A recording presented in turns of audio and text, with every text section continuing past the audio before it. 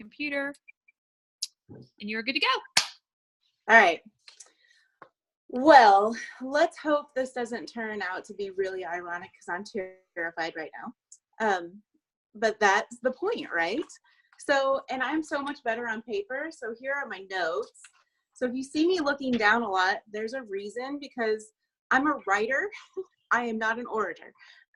So I always am much better at the in paper. So well, you look amazing tonight, by the way. Your hair looks brilliant. Oh, thank you. I had to shower. I had to shower because I was stuck in the ice. Before you get right to it, would you mind just sharing a little bit about yourself so people know who you are, how long you've been with the company, just a little bit more about you, and then you can get right on into everything. Oh, okay. Yeah, I guess I should do that if you guys care. I'm Courtney. I'm starting on my 3rd year with the company. I am a green status, and I've had lots of failures, lots and lots and lots of them. So I'm highly qualified to speak on this. So I used to be a lot of things. You're going to hear some of my stories tonight because stories are the best way that we learn. And I started out in med school. And now all those people who didn't fail out of med school are doctors. Failure right here. And then my sister was going to go to law school. So I was like, what the heck am I going to do now? So I was just following in my sister's footsteps. And then I met my husband and left that dream behind, another failure.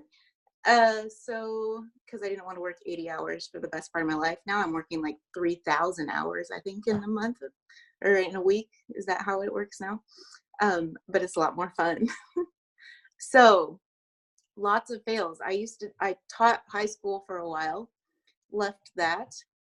So now when I grow up, I'll figure out what I want to do, but I'm not grown up yet. Failure sister right here with you. All right. Well, I have lots of fails, and I'm so happy with my fails because I now live and am married to a farmer, and I wanted to live in New York or Chicago, and I'm much happier with my plans not working out. So I'm golden. Thank you, Megan. I love you too. All right. Sweating, and we're getting ready to fail. So let's have another failure because that's the point, right? I want to tell you first, now you've heard a little bit about me, like nobody cares anyway, but you've heard a little bit about me. I want to tell you about this guy that I know. So he was a middle-aged guy. He got a job and then he lost that job. He was an attorney by trade. And then he wanted to jump into politics. So he lost his job, and then he's like, maybe I want to start my own business, like a real legit, like open shop business, have to borrow money for. So he borrowed money for it, went bankrupt, and now had massive debt. 2 years after he lost that first job, his fiance died. And then so he jumped right into, he had a mental breakdown, but we'll talk about that in a minute. He jumped right into politics and he lost 8 elections. Poor guy. Is that what you're thinking? This poor guy, he's had quite a lot of failures, right? It was Abraham Lincoln. Before you start thinking that, these are like massive failures before he arguably became the best and greatest president in our history, let's think about this for a minute. It was the 1800s, the 19th century. There were a lot of people struggling. Okay, there were a lot of people failing. Failure is a part of life. So I was looking it up because I knew that this was something that, like, chicken soup for the soul kind of people really like. Abraham Lincoln, he failed so many times and he did all this, but this was normal life for people back then. So I looked it up in preparation for this, and there was a list of Abraham Lincoln's failures and Abraham Lincoln's successes. Which list do you think was longer, the failures or the successes? It wasn't the failures. It was the successes. He had a longer list of successes than he did of failures. I know a lot of you probably heard, like, Abraham Lincoln had all these fails, but nobody ever pays attention to the successes that he had along the way. Okay? Life is hard. We all fail. We all fail every day. When you start putting his story into perspective, these are pretty average fails for the people that were living at this time. We don't get life handed to us, and there are a lot of bumps and failures along the road. Today, when Kylie asked me if I still wanted to do this, and I'm scared to death right now of doing this, when she asked me, I literally was stuck. My car is rear-wheel drive, and I was literally stuck on the ice when she asked me. And she said, do you still want to do it, or do you want to do it another day? And I was like, hell yeah, another day. But I had already said that I was going to do it. I'd already put in the work for it. Yeah, Megan's cheering because I just cursed. I stepped up and took my responsibility. So what? My car's stuck in the ice. I'm fine. I'm home. I'm showered. I feel a lot warmer than I did because I wasn't wearing the right clothes. Like, massive failure. All those things that I had prepped for. I didn't have any coat. I didn't wear a coat. I wasn't wearing a coat. It was like 30 degrees and raining. And I didn't have any of the things in my car. So many fails. That's fine. That's just part of life. When did we think that we had to be perfect? Hello, I'm calling all of you perfectionists out there, because how do you overcome the fear of failure? And the answer is you don't. Let that sink in for a minute. You don't overcome your fear of failure. Okay? You can't. I'm scared right now. I'm not overcoming anything. All I'm doing is facing it. It's not about overcoming. It's about being willing to face it. Okay? But I am going to give you 3 practical steps. We're not going to do the whole, what is it? AA has 10 steps. I've got 3. I've got 3 for us people who have this affliction of this fear of failure. So the first one is acceptance. Okay? Accept. Perfectionists, I'm talking to you. Have any perfectionists on there? I see Stephanie looking at me. Are you a perfectionist? Perfectionist, I'm talking to you. Okay, I'm a recovering perfectionist. My second child has helped me a lot with that. I don't know any of you that have a second child, but my goodness, it's like God handing you saying, stop trying to be perfect. If you are human, you will fail. That's the first step. That is the first step, is acceptance. You have to accept that there's going to be failure, and there are going to be a lot of them, and that's okay. Okay? The problem isn't that you're going to fail. The problem is the focus. The problem is, are you putting your faith in that failure? Are you putting your faith in that worry? As perfectionists, we do that. We put our faith in a fear of something that hasn't even happened yet. So you have to accept that you can't do it perfectly, and you have to tell yourself that you're going to fail. Let me give you an example, because again, we learn by stories. I'm a mom. I am a homeschooling mom, so I spend a lot of time with my kids. Love my kids, only have 2, because the second one came and then we had to stop. He was defiant in the womb. I'm a mom. Every morning I wake up, I want to be June Cleaver. Hello, I didn't give up my whole life to homeschool my kids. I want to be a good mom. I want to be someone who they come to and they say, I'm so understanding. And like, they come and ask me the millionth time. Yeah, I know, in the womb. They come and ask me the millionth time for whatever they need, the answer that I've already given them, and they're asking me the same damn question again. I get annoyed. I get frustrated, okay? And I failed. I failed my goal of waking up wanting to be June Cleaver, wanting to be the mom who they could come to. Okay, tomorrow I'm going to wake up and I'm going to fail again. You're not going to quit mommy, right? Hopefully not. You're not going to quit. You don't quit that. So you have to accept that there are going to be failures. Get up and try again. Okay. Momming is a great way to teach you that. I'm still not advocating it though. Okay. So, you have to get up, you have to do the things. I have to get up, I have to be a mom every day. Okay. I may not be giving my 100%, but I'm doing something every day with them. Okay. So it's the same way with the goals in this job. You have to do it every day. You have to realize that you're going to have a fail. You're going to have a fail in this job, maybe every day, but get up and try and do it again. There's nothing more authentic than failure. It's not about being perfect. It's about being authentic and being you. Okay. Being perfect is not authentic. So just accept it. Everybody's doing it. Okay. But don't use it as an excuse. All right. So number one was acceptance. Number 2 is focus. Okay. Do you guys know how a magician works? While you're looking over here, he's doing something over here. That's focus. Okay. You have to divert your attention away from those failures.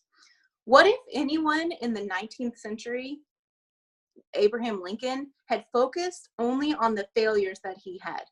What 8 times he ran? 8 times. We have a guy in Missouri that runs every election. I don't know how many times but he's given Lincoln a run for his money for the same office. The guy won't quit. Okay. You have to focus on your successes. Okay. Another story. Think about a baby. Okay. A baby. I did the mom. Now we're doing the baby. Think about a baby learning to walk. A baby focuses, like laser focuses on that goal. Okay. You're not going to sit there and say to a baby as they fail a million times as they're trying to walk. You're not going to say, oh, baby, you failed. You failed. Why keep trying? How many times do they fail learning how to walk? They don't stop. They set a goal, whether or not their little baby brains know it or not. They've set a goal, and every time they fail, they don't focus on that failure. They're laser focused on that goal. Go out and be a baby. Be a baby. Okay? Laser focus on your goal. Stop focusing on those failures. You're the only one focused on the failures. Nobody's sitting there pointing out, oh, you failed. I hope nobody's doing that. If somebody's doing that, they need to jet out of your life real quick. You're the one that's focusing on the failures. You got to stop focusing on that. Be the baby. When you focus on your failures, that's when you fail absolutely. I did a live. Okay. So we are supposed to do, we're not all makeup, right? We're supposed to do lives sometimes that are not makeup. I like to bake and I like to cook. So I did a live. I was like, oh, I'm going to make caramel for the first time freaking ever. Let me just do this live. I did. And I failed miserably. I did not make caramel. I made like sugary water that was hot and it never turned to caramel. And here I am sitting here stirring this caramel like, hey guys, we're making caramel. Yeah. Like 20 minutes later, I still have sugary brown water that's not caramel. Okay. Yeah, you remember that? It was bad. It was actually really funny. I could have focused on the fact that, oh my God, I made a giant ass of myself on a live making caramel that I didn't actually make. But instead, you know what I focused on? I got so many people talking to me about that failed caramel. It is hard to make. Thank you, Amber. It is. I had so many people talking to me about that caramel. Yeah, and it's relatable. People were relating to that. Oh my gosh, what are you doing? And the people that could make it are like, come over to my house and I'll teach you how to make caramel. And when I got off there, I tried again and failed again. I'm not saying go on there and fail on purpose. I'm just saying, don't be afraid to do it. I did it live. It was fine. I'm still alive. No one died because I didn't make caramel. It was fine. Yeah, they admire you for your accomplishments, but they relate to your failures. That's right. So we're going to come back to the caramel in a minute when we talk about persistence, number 3. Okay. Acceptance. Know that you're going to fail. Number 2 is focus. Focus on your successes because successes come from failures. Failure builds character. I want my kids to fail. Not like major fails. I want my kids to fail. Every day, I think it's great if they go out there and they fail. It's awesome. It's a great learning experience and it builds character. Number 3 is persistence. Babies, we talked about babies, mothers, Abraham Lincoln, everybody living in the 1800s and before that had super hard lives, didn't have carpet, wall-to-wall carpets, okay? What if they just gave up every time they failed? What if a baby was like, nah, not gonna walk, not gonna do it, not gonna do it? What if a mom, oh my God, what if every time that we failed as mothers, we walked out and quit? That, we would have really sad society, really bad. All of them, they kept at it. The babies kept at it. Moms keep at it, hopefully. Lincoln kept at it. Changed our country, okay? They didn't quit. Nobody's quitting this game. It's about persistence. The failure, the true failure happens when you think you can do it perfectly, not accepting that you're going to fail. When you focus and you dwell on the failures, again, not looking at your successes, you get frustrated and you quit, lack of persistence. That is when failure is failure, absolutely. Okay, just like with the caramel, okay? Making the caramel, right? It's a recipe, right? So you know that recipe worked because somebody made freaking caramel from that recipe at one time. That's why the recipe got written down, right? Okay, someone had to have made caramel. Now here's the thing. So much goes into that, okay? Different ingredients, you know, sugars are different. Water, oh my God, my water turned, I have well water and it turns my bathtub yellow, turns everything yellow, turns my tub yellow, turns my water's different than the lady who wrote that recipe, okay? I use different pans. If you cook it all, ovens are different. Heating elements are different. I have different pots, spoons, measuring cups. I have different assets than the person who wrote that recipe, okay? That doesn't mean that the recipe doesn't work. That just means that I take this recipe, the DMOs that people have given me, I take the opportunities that are given to me, going to convention, going to different trainings, volunteering to freaking trainings that you're scared of. Let me tell you how I got this training in a minute. Doing the things that you're supposed to do, that recipe, you have to take what assets you have and you have to make that caramel, okay? Megan's laughing at me. You have to make the caramel from the recipe, from the gifts that you have, from the assets you have. You have the same assets. They may be a little different. You might have different measuring cups. You might have different sugars. But if you get that recipe and you work at it and you are persistent and you accept that you're going to fail and you focus on the successes that you do have and you work that recipe and work it and work it and work it, eventually you're going to get caramel. And guess what? Your caramel is going to be better than that person's caramel. Okay? Making caramel out of makeup. Yeah, that's right. So get your ingredients and stop using excuses. Okay? That's when you fail, is when you use the failure as an excuse. Go do the things. Okay? I know everybody says that. That's so freaking annoying. Go do the things. I'm going to compare it to my recipe. You're going to make your own freaking caramel. It's going to be delicious using your gifts that you have. Okay? So here is my challenge to you. I didn't want to do this training. I am not a millennial and I don't work well of like positivity, you know, like, good job, you're doing well. I work well when people tell me I can't do something.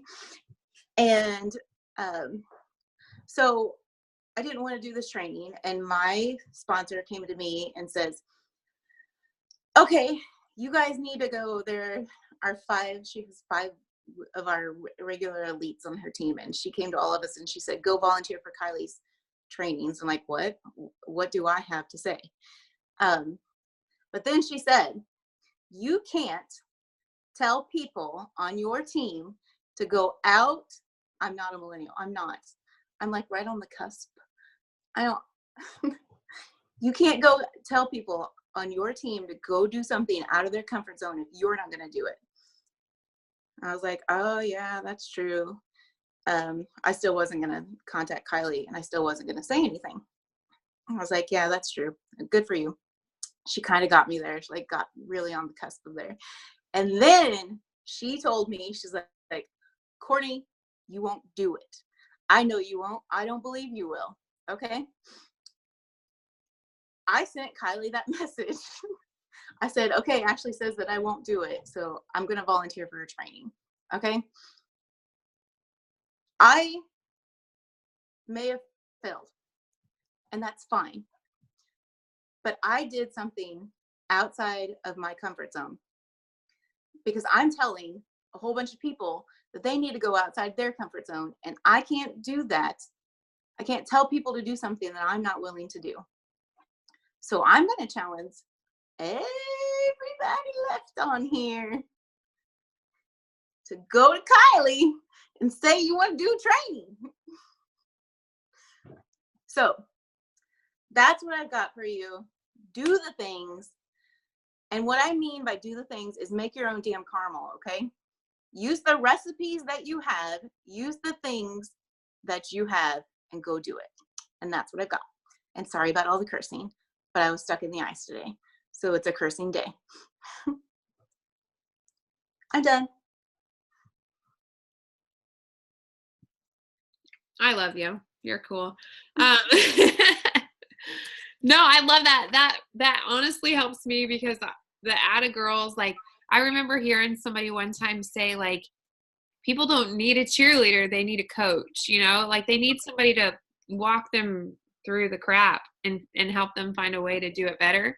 And it really spoke to me, because I was like, girl, I cheer people on a lot of times. And I think a lot of us default to that cheerleader mode when we're not sure what to say. You know, we're not 100% sure how to support or help or train. So it's just, yeah, you got this, but, you know, give me how to get this. Tell me how to get this. I want to figure out exactly how that's going to happen. I wanted to ask you guys before we sign off, we've got a few minutes really, but thank you so much, Courtney. That was super cool. And I'm sure so helpful to so many, because I totally relate to that. I was actually looking through some of my notes from this weekend and talking about, you know, just, my gosh, that resonates with me, because that's a big part of my story is failure, getting fired from jobs, and, you know, dropping out of college and things like that, and how that made me feel when I was stepping into this business. But I wanted to ask if anybody would be willing to share maybe an area in our business where they turned a failure to an accomplishment, like something that maybe, you know, at first it seemed this way, but because you kept doing it or you got better, you've been able to kind of have a success story through that. Would anybody willing to share? Because I'm happy to call on you, because I'm good at that sometimes too. But I would love to hear from, you know, because I love when you just don't like stay in that, you know, like Abraham Lincoln. My gosh, you hear so many stories like that, like Michael Jordan. I mean, a lot of pro athletes. The Amazon, what's his name that owns Amazon? How many times he got shot down? How many investors told him no? Did you know that now one of his shares is worth over $1 billion that they bought for $50,000? So like, it just kind of tells you, like, it's just, there's so much to that. But anyway, I'm going to call on somebody. Hold on a minute. Unless you want to volunteer. And this will check if you're listening too.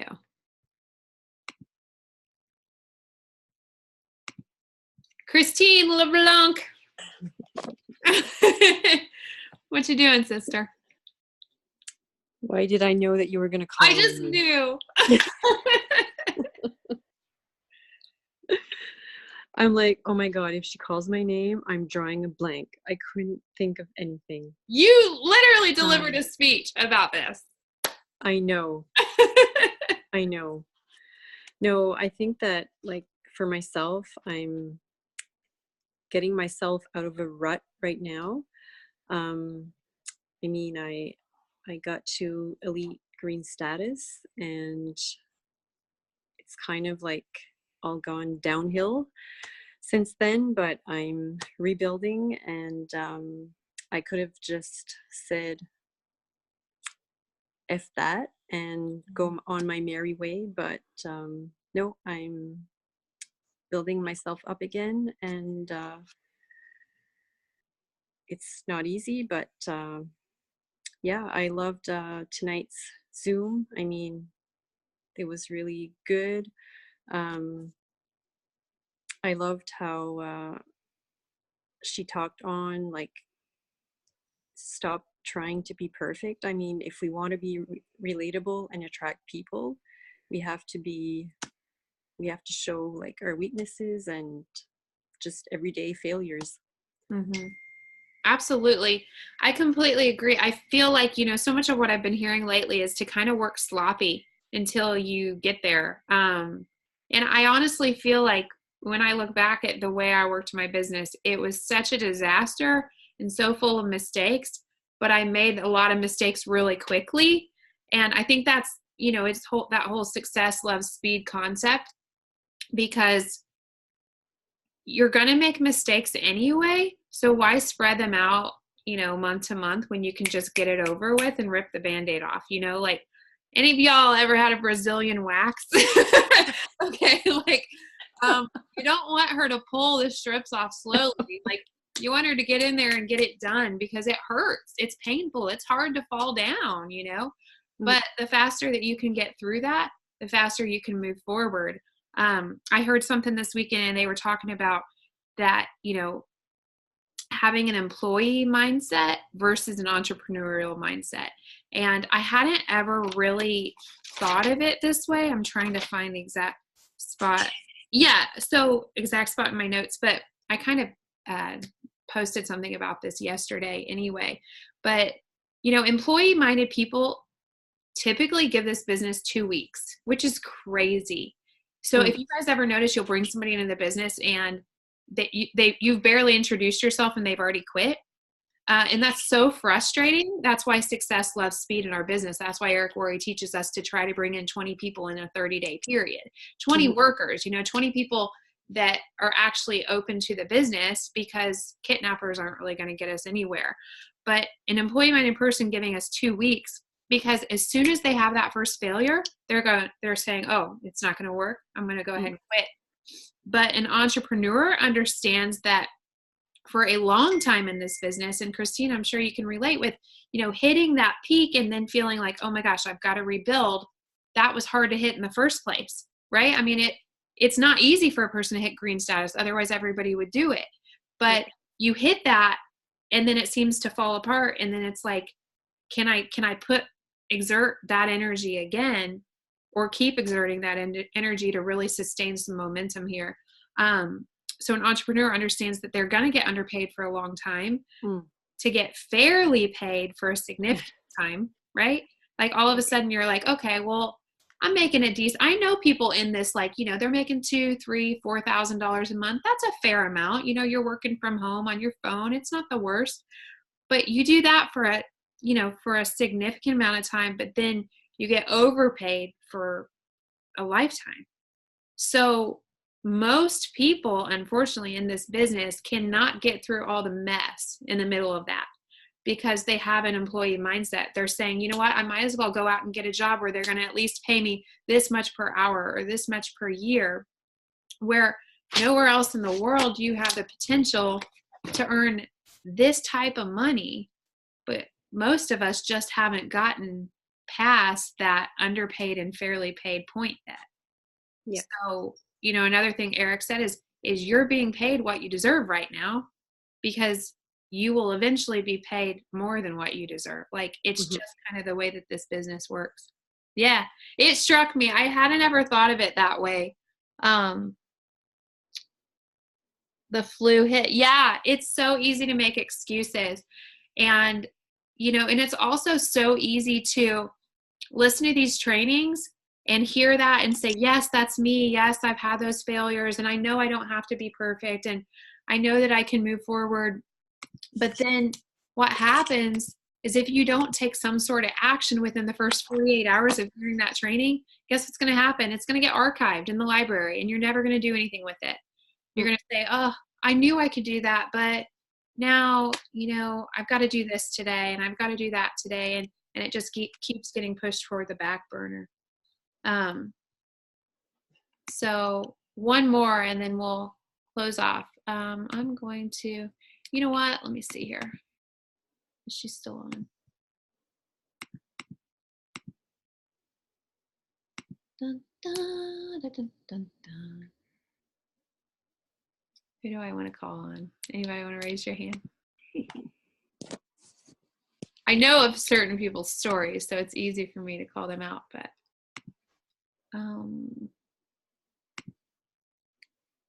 let's see here. Dun, dun. Denise, what's up, sister? I told you, Drew. Have I been on? Oh my gosh. I told my son, I'm like, she's gonna pick on me and I'm helping with his stinking homework. Are you really multitasking?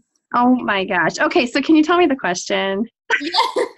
So I just said, what is a failure that you've been able to, like at one point in your life, you consider this a failure, or mainly business related, that you've since been able to work on, improve, and now it's an accomplishment? Huh. Don't be humble. You have plenty of them. I don't see that necessarily. Or something that even you're working on, but you kind of know areas or other people that have inspired you to keep going in that. Yeah, I don't know if I want to look at it as necessarily a failure. We were sort of going green after an upline sort of encouraged me to go green. I didn't reach it in November, and but I didn't. What was that? How close were you? 75%. So it was the closest I've ever been. Never even thought, halfway through the month that we could even get that close. And I didn't necessarily see it as a failure. I just saw it as I know what I need to do to now get there. These are the things I need to work on. I wasn't quite ready for that level yet. And then I just started doing obviously a lot more self-development and started thinking of, I want to run my business a little bit more on principle instead of always just chasing after a color.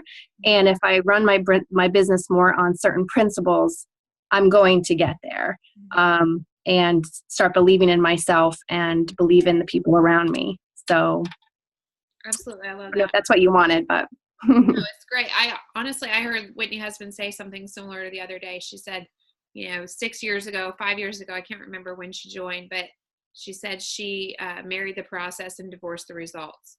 And it is so easy for people to get caught up in a color status. I know I was talking to a leader this past weekend at the Black Status retreat who earned Columbia, but has already been knocked out of the trip to Fiji, which is the top trip, right?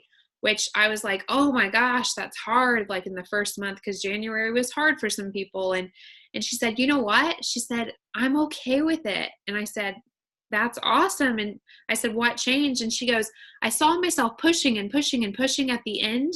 And although it felt good to earn it, I thought it would feel so good afterwards. And it almost felt icky because we were pushing beyond what we were really prepared for. We weren't, I didn't really have this sustainability.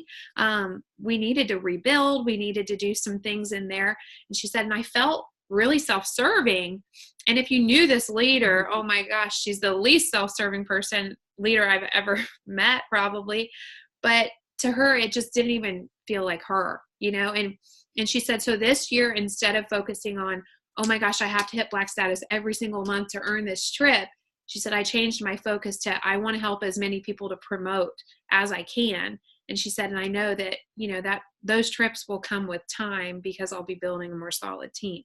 Right. And I think that's so important. I don't maintain my status.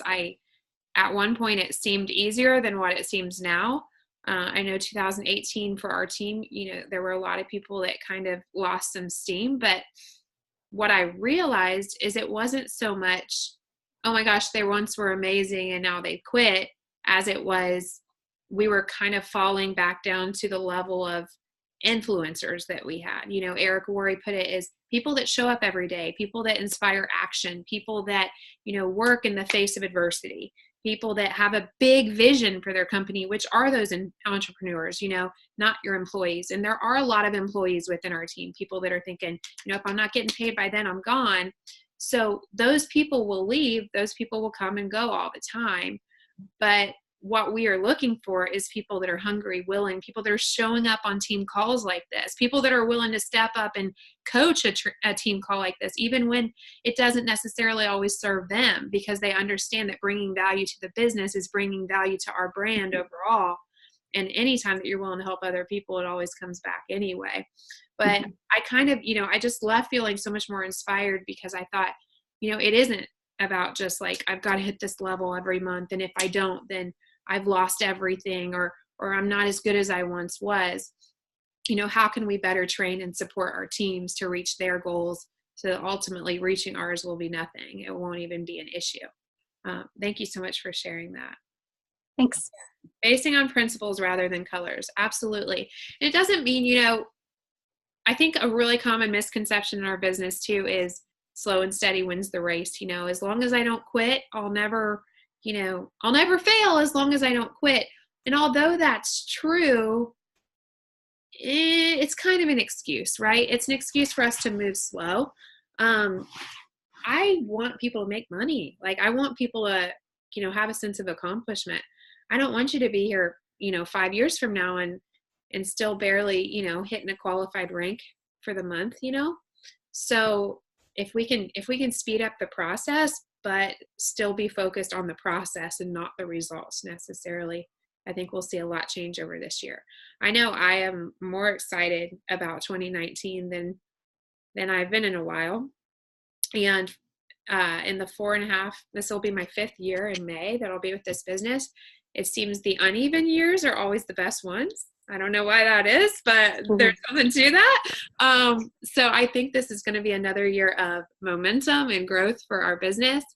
So I'm pretty sure every single person on this call can say they had plenty of failures last year, even though you probably had some accomplishments too. But I'm sure there were months where you got discouraged, months where you had to talk yourself out of quitting. You're still here, so congrats for that. But let's let 2019 be the year that we level up as a team, the year that we go to Orlando as a team and people go, oh my gosh, who are those girls? They are doing something different. They're excited. They have a different energy, you know, like let people take notice of what you're doing within this organization. And there's so much fulfillment that comes from that in helping other people meet their goals. So thank you, Courtney. You're amazing. BS too, girl. I don't know about that. Let's just build as many people to leadership this year as we can. I would gladly take that promotion, but I got some work to do. I got a lot of work to do. Yeah. So thank you guys so much for jumping on. Next Monday we have, I think, Megan. Megan, are you next Monday? Let me look. Yes, she is. She's on here, but I don't know if she's muted. She might have popped off. Yeah, I think she signed off. But anyway, Megan DeVoris is next week. When Ashley said she challenged her team, she sure did. They filled up the entire February calendar. So shout out to Ashley for that level of leadership. Shout out to her leaders for showing up. And we'll see you guys next Monday. Have a great week.